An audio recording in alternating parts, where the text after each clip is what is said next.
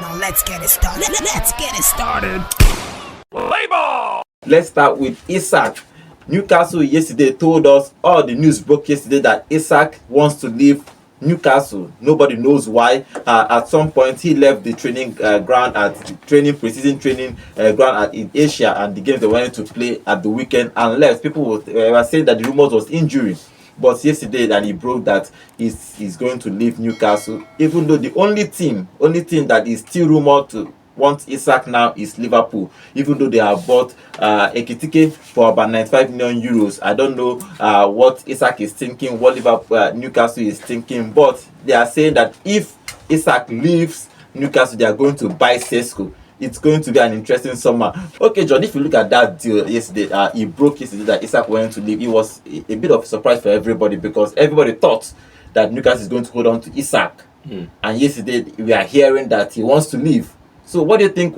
In this story, what do you make of this story? Okay, I think Isak has had some time for introspection, and he's come out and told the club that, look, he wants to leave. He feels that the time is right for him to move on, and the club feel like they are in a strong position to say no, because he's still on a 3-year contract. He's still the top man at Newcastle, and even if he were on the market, they will need to now go out for 2 signings, because the initial plan was to get Wisha to complement him or Iketike to complement him, and now that he's saying that he wants to go, I feel that Newcastle have the ball in their court, because he's on a long contract. They can say, look, you're not going this summer, maybe next summer, but right now the reality on ground is that the man has felt that it's time for him to move. And so what do you make of that news yesterday? You go stay. You know they go anywhere. You go nowhere, bruv. You go stay, because at first, if you had said, because players who wants to leave the club, look at every player that is submitting transfer bid, Sesko them, they are open to transfer, and they've told their club that if any bid comes in, I'm leaving before the summer, not halfway through the summer, not towards the end of the summer, before the summer, not when the team is about to travel for pre-season, before the end of the season. You tell your club, if transfer bid come, I don't go. Jackpot syndrome is what we call it. Now for Isak, a bid came in because he wanted to stay at Newcastle. He had injuries, minor, maybe major injury, minor injury. You want to stay at the club. They now call you, bros, are you coming to Liverpool? You say no, which is at the moment, the only team looking out for him right now is Liverpool. Yes. The only team. At first, Liverpool came with an inquiry, and they said approximately plus or minus £120 million. And Liverpool said, okay, fine, we'll pay I think about £90 million at the time when the Liverpool came in, and they said it's not going to be enough. It's not going to cut it for £90 million. And they went for Ekitike, saving themselves some cost, paying about £87 million for Ekitike, and they've rested.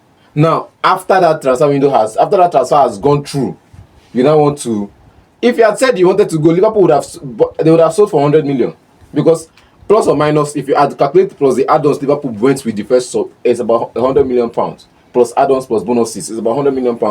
If he had said he wanted to go, trust me, they would have accepted that bid in first try. Okay, Liverpool is probably going to make another bid if they can make that bid. Now, if the rumors there is that Newcastle start asking for £150 million, not 120. That's the rumor this morning. Yes. It's £150 million. £150 million. They have increased the asking price. So if Liverpool wants to make that deal happen, they have to pay £150 million. That's about 170 something million euros. Yes. It's a huge money Almost for them. 200 million euros. It's a huge money for them to spend. But do you think that Liverpool should make that deal, because they spent 95 million euros for Ekitike? Ekitike, he's in the club now. He's joined them the team in their pre-season. Now this news broke, because they wanted to buy Isak, not Ekitike, because the plan was to buy Isak, and Newcastle will buy Ekitike. That was the initial plan, how it would have planned out. But now Ekitike is in Liverpool, and Liverpool is still trying to buy. The rumor that only Liverpool can make an official bid to buy. Do you think that he should go to Liverpool now they have Ekitike, or Liverpool should buy him? Do you think it's a financial footballing term? Is it good for Liverpool? Before let's think about this from first principles, right? When you look at it from first principles, you look at your forward line. First principle is breaking down any topic down to the foundational elements, right? If you look at your team as a team that's playing in the Premier League this season, looking to compete on multiple fronts, how many strikers do you have in that forward line? And what is their productivity? If you look at it alongside last season's stats, Liverpool just have Ekitike up front.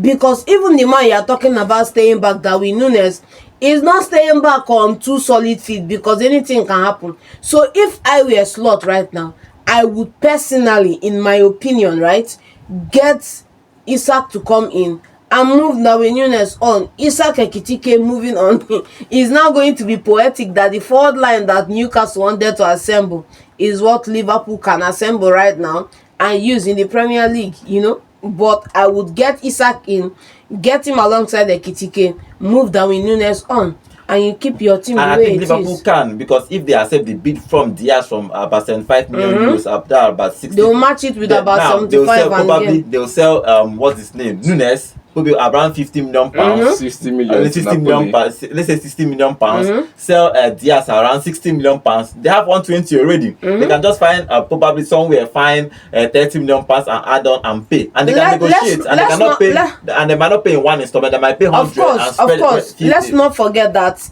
in this same PSL context, they only spent 35 million last season, and I'm not sure they paid full payment for those 35 million spent last season. So they still have enough room in the PSL.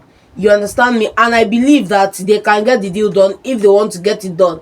The question now is going to be, do we have suitors already for Darwin Núñez? I do not think Liverpool want to lose Diaz and Núñez at the same time. They would rather look for a better bid for one player, let that player go, and then bring in Or Isak. probably they can sell both of them, find cheaper option from the wing, because if it happens, they might put Foreign Wheat to the left side of the attack. There is Zoboszlai at number 10, the way they played it last season. Move Foreign Wheat by from the left, Salah from the right, and they don't even need to just buy Ekitike and Isak for that front line, and they are good to go. But it depending how it's going to happen. It broke yesterday that Isak wants to leave, and only Liverpool now, and some rumors are from Syria A, which they don't have money there, they don't get money. And for Saudi will not go to Saudi. That's the only 2 countries that's rumored to buy Isak. But now the only top club that wants Isak is Liverpool, and they have to pay almost 150 million pounds for them to get Isak. It was 120, but I think Newcastle have moved it to 150 if they want him. Now, if Isak leaves Newcastle, they want to buy Sesko. Now Sesko and Leipzig have a gentleman agreement that they can bring it down a little bit from that 100 million euros to about 80. They can, depending on who is coming in. But if Isak leaves and they get Sesko, I think it's still a good deal for. If they get Sesko and Wisha, I think it's a good deal for Newcastle going to the next season. Sesko coming to to Newcastle is a good move. The question is, nobody should expect fireworks from the get-go, even though he can come in and slotting into that team and be doing well. I would be more in a hurry to close Wisha and then pursue the Sesko deal than to pursue the Sesko deal and then try to follow up with Wisha, because Wisha is already Premier League proven, and Sesko is still going to adapt, but getting Sesko will be a good one. The problem now is that there is also rumors of Manchester United interest in Sesko, so it will be interesting to see where he ends up at the end of the day. Man United don't kill the interest of getting a striker in this summer. That's one thing you should know for certain. They've killed the interest of getting a striker in this summer. You can't speak for the club, man. I can speak for the club if I know what is happening in the club, and I'm telling you for a fact that they've closed the interest of getting in a striker this summer. They've fixed the attacking line. They want to focus on the midfield or perhaps the goalkeeping position so far, before they can talk about any other position.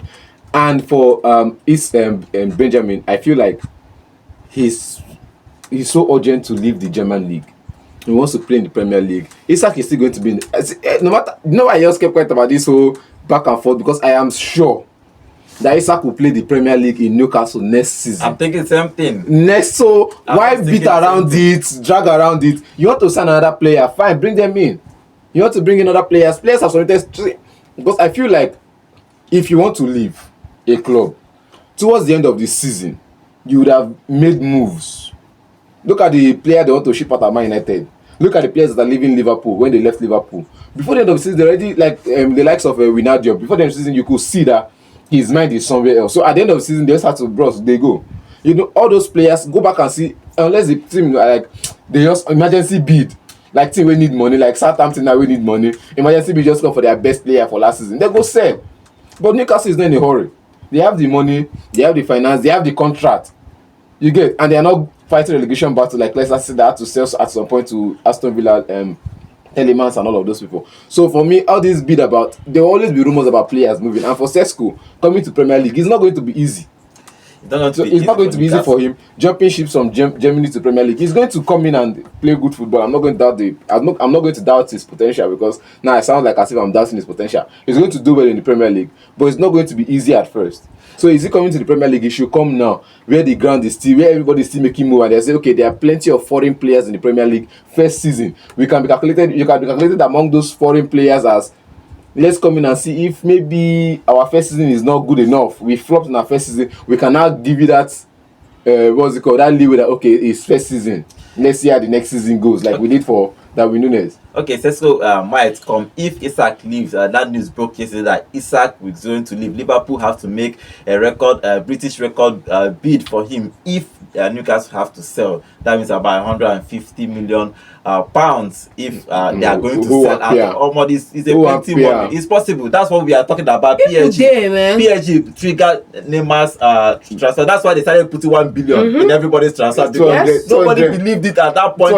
You know the funny thing, you don't need to talk to the club to trigger that. Just trigger it. FA. Simple. So it's so you cannot say nobody can buy, because when they triggered that Neymar, even me, I was surprised. Even Barcelona was surprised that a club could actually pay that much for a player. You know how many years they looked for him? They searched for him this previous summer. It's very, very possible for Liverpool to play. As I said before, they can sell Diaz for about 60 million pounds. Sell Núñez about around that money.